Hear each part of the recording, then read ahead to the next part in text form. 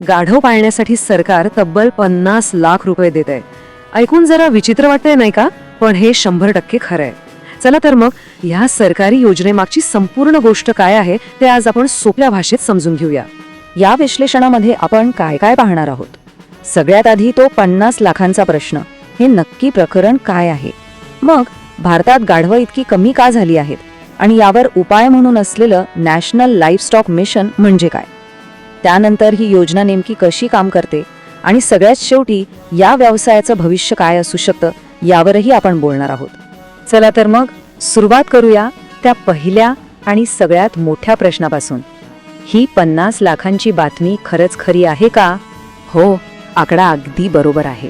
तब्बल 50 लाख रुपये. आणि हे अनुदान फक्त गाढवांसाठीच नाही तर घोडे आणि उंट पालनासाठी सुद्धा केंद्र सरकार देत आहे. आणि हो, हे अनुदान खरंच गाढव पाळण्यासाठी आहे. अनेकांना हा प्रश्न पडणं साहजिक आहे की गाढवांसाठी इतके पैसे? पण हेच सत्य आहे. ही कुठलीही अफवा किंवा थट्टा मस्करी नाहीये. हा केंद्र सरकारचा एक अतिशय गंभीर आणि खराखुरा उपक्रम आहे. पण मग प्रश्न पडतो की सरकार अचानक गाढवांवर एवढे पैसे का खर्च करते? बरं, यामागे एक खूप मोठं आणि गंभीर कारण आहे. आणि ते कारण म्हणजे भारतातून वेगाने नाहीशी होणारी गाढवांची संख्या. हो, ही योजना खरं तर गाढवांना वाचवण्यासाठी, त्यांच्या संवर्धनासाठी सुरू करण्यात आली आहे. हे ऐकून धक्का बसेल, पण सरकारी आकडेवारीनुसार म्हणजे 2019च्या पशुगणनेनुसार आपल्या संपूर्ण देशात फक्त 1,20,000 गाढवं उरली आहेत. विचार करा, एवढ्या मोठ्या देशात फक्त इतकीच? ही परिस्थिती खरंच खूप चिंताजनक आहे. आता हे आकडे बघा, हे आणखीनच धक्कादायक आहेत. 2012च्या तुलनेत 2019 पर्यंत म्हणजे फक्त 7 वर्षात गाढवांची संख्या तब्बल 60% कमी झाली आहे. ही घट इतकी प्रचंड आहे की ती थांबवण्यासाठीच सरकारला हे पाऊल उचलावं लागलं. पण प्रश्न हा आहे की ही संख्या इतकी का घटली? याचं एक प्रमुख कारण म्हणजे आधुनिकीकरण. म्हणजे बघा, पूर्वी जसं ओझं वाहून नेण्यासाठी किंवा विटा वाढू वाहून नेण्यासाठी गाढवांचा वापर व्हायचा, तो आता जवळपास बंदच झाला आहे. आणि त्यामुळेच त्यांची संख्या इतक्या वेगाने कमी झाली. तर मग या गंभीर समस्येवर तोडगा म्हणून सरकारनं एक योजना आणली. तीच ही राष्ट्रीय पशुधन मिशन म्हणजेच नॅशनल लाईव्हस्टॉक मिशन. याच मिशन अंतर्गत हा उपाय शोधून काढला आहे. हे मिशन तसं 2014-15 मध्ये सुरू झालं होतं, पण 2021 मध्ये त्यात काही महत्त्वाचे बदल केले गेले. या मिशनचे मुख्य उद्देश काय आहेत?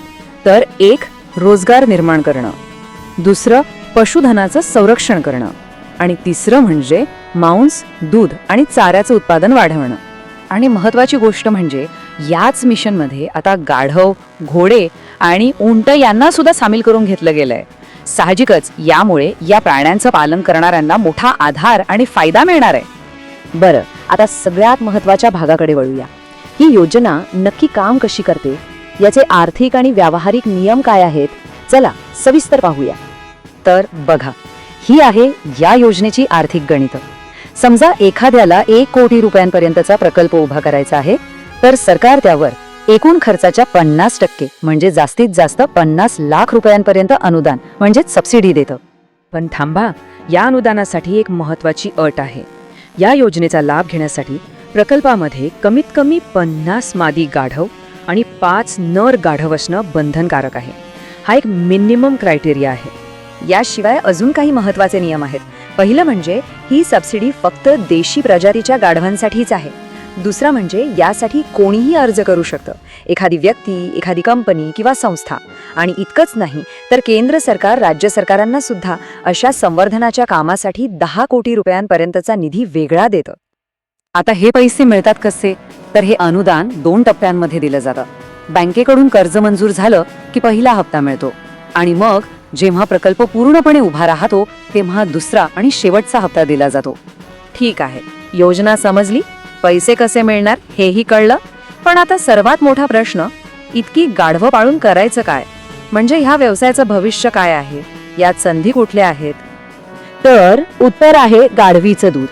सरकार आता गाढवीच्या दुधापासून बनणाऱ्या उत्पादनांना खूप प्रोत्साहन देत आहे आणि ह्या दुधाला आंतरराष्ट्रीय बाजारात प्रचंड मागणी आहे.